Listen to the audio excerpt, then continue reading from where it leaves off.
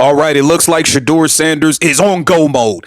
He's not playing games when it comes down to taking this QB1 position over. He's not taking any prisoners. He's locked in, ready to go. He's not just trying to be a guy on the team. He's ready to be one of the best. He sent out a strong statement to Deshaun Watson, Todd Monken, and the whole Cleveland Browns organization. We got to get into it. Welcome to Keep the Vision. Make sure you like, comment, subscribe, share. He sent a message, and Todd Monken heard it loud and clear. Nobody expected Shedeur Sanders to say this. Not now. Not with everything still hanging in the balance in Cleveland.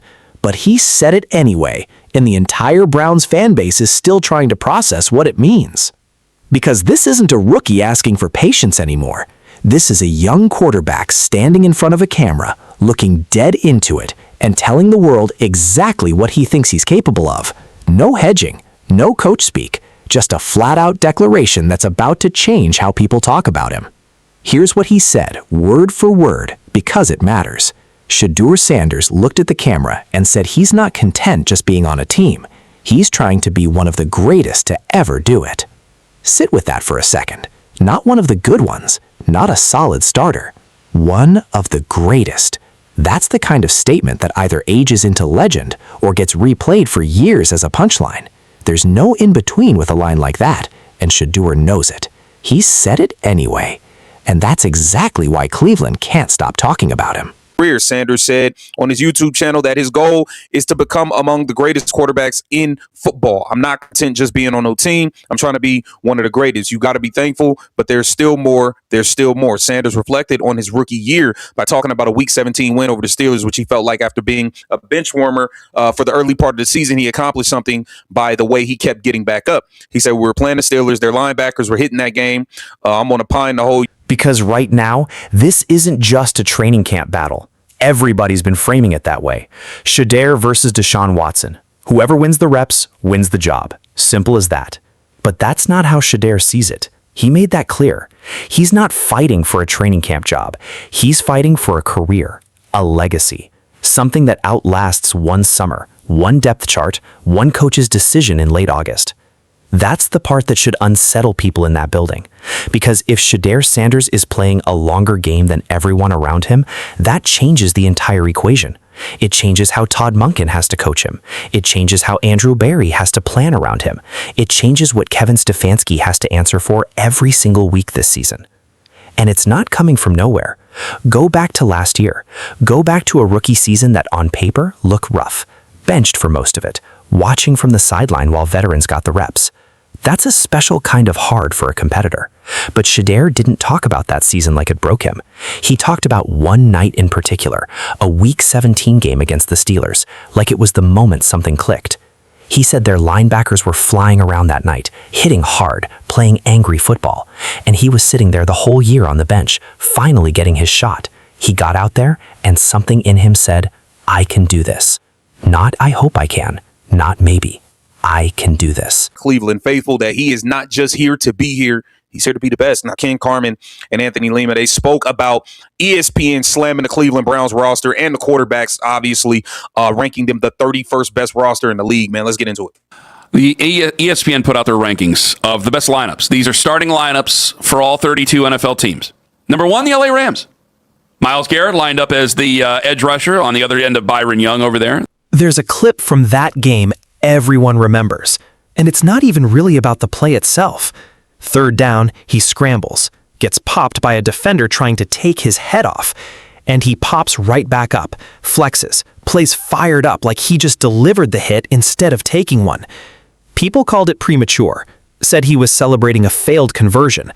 Fourth down coming up, nothing to celebrate. But listen to how Shedeur explained it, because it tells you everything about how his mind works.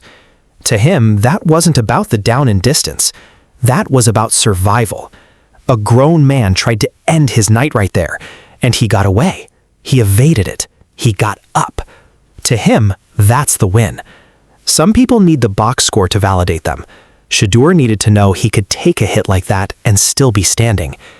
That's the mindset walking into this season. And that's exactly why this next part stings so much for Cleveland. Because right when Shedeur is out here talking about greatness, ESPN drops their full offseason rankings of every starting lineup in football. 32 teams, top to bottom. The Rams sit at number 1, loaded with talent. A defense anchored by one of the best pass rushers alive. A quarterback who's been to the mountaintop. Weapons everywhere. And the Browns? Where do the Browns land? 31st. Second to last in the entire league. Only ahead of Miami. That's from Aaron Schatz, if I'm not mistaken. So they're 31st. I want to know whether you take that as a good or a bad thing. I want to know whether or not people take that as a good or a bad thing. Because me as a person who wants to win, I don't take it as a very good thing. I always want to win until I reach a point where it's like, all right, I'm not going to be so upset that they lose. I'm not going to sit there and like, I blow blood vessels at times when they lose. Because they do things that are silly. They have done things that are silly and lazy at times. And I just can't stand it as a bunch of grown individuals. But you Let that number sit there for a second, because it's brutal. And the part that's going to make Browns fans wince the hardest isn't the offensive line, isn't the receiver room, isn't even the defense losing its best player this offseason. It's the position Shedeur just said he's going to dominate. Quarterback. ESPN called it the single biggest weakness on the entire roster, naming both Deshaun Watson and Shedeur Sanders as question marks nobody feels good about yet. So now you've got two totally different stories crashing into each other at the same time. One version says Shedeur Sanders is stepping into his own, ready to carry a franchise. The other version, the one coming from the outside, says this team doesn't have a real answer at the position at all. Which one is true? Nobody knows yet. That's the tension eating up every conversation in Cleveland right now. And it's not just the quarterback room causing concern. The defense, the one thing this franchise could always lean on no matter how bad things got on offense, suddenly feels like a giant question mark too. They said goodbye to their best defensive player this offseason. There are real questions about who's healthy in the secondary. A new defensive coordinator is stepping in, a guy with a track record of getting the most out of talent, but replacing a locker room anchor is never simple. Fans who watch this coaching staff struggle with basic adjustments in years past aren't just going to hand over trust because a new name is calling plays. I'm also trying to think about long-term stuff here. So if you just want a quarterback, if people just want a quarterback, hey, you should be looking at this going, yep, that's exactly where I want them to be. The young guys will play. They'll probably show a little bit of promise, but the thing ain't good right now, and maybe we'll find ourselves in a spot for a quarterback. But I think there's so much more to that. You mentioned Todd Monken. Todd Monken, whether I want to say it or not, and I hate talking about it, and I don't want to take it further than this, could end up being a one-and-done coach, and I don't want that to happen. 2, Andrew Berry, I think his last 2 drafts, we'll find out more about this year, but the last draft that he had. So picture where that leaves Todd Monken.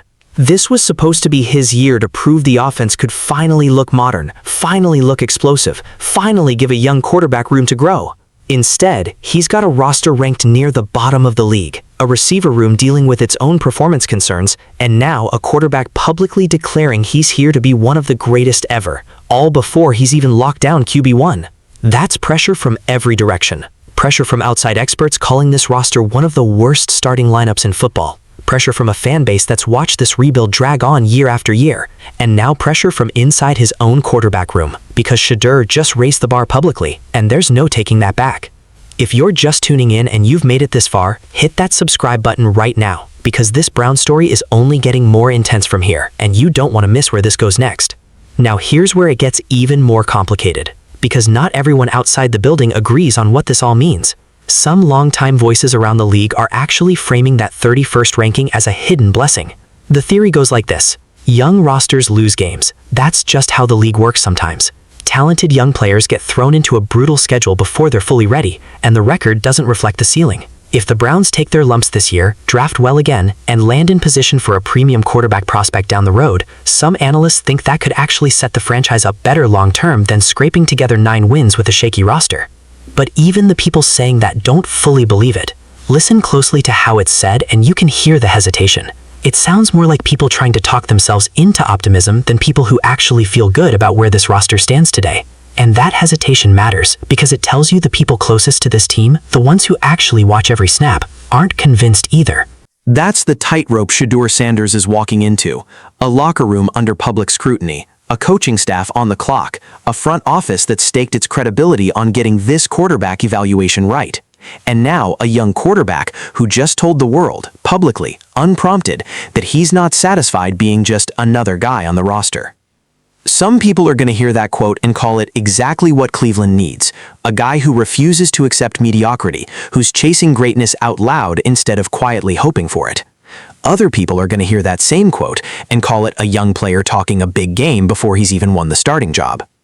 Both reactions are out there right now, flooding timelines, filling up sports talk shows, splitting fan bases down the middle. And that split is exactly what makes this story worth watching. Because Shedeur Sanders didn't just make a bold statement, he forced everyone, coaches, front office, fans, media, to pick a side before he's thrown a single meaningful pass this season. What happens next isn't up to the rankings, it isn't up to the outside analysts. It comes down to August, to training camp reps, to whether a young quarterback can turn a bold quote into something real on the field. Cleveland has heard promises before. This time, they're watching to see if the kid backs it up. One thing is certain, Shedeur Sanders just raised the stakes on himself, in front of everyone, with no way to quietly walk it back. Whatever comes next in Cleveland, it's not going to be boring.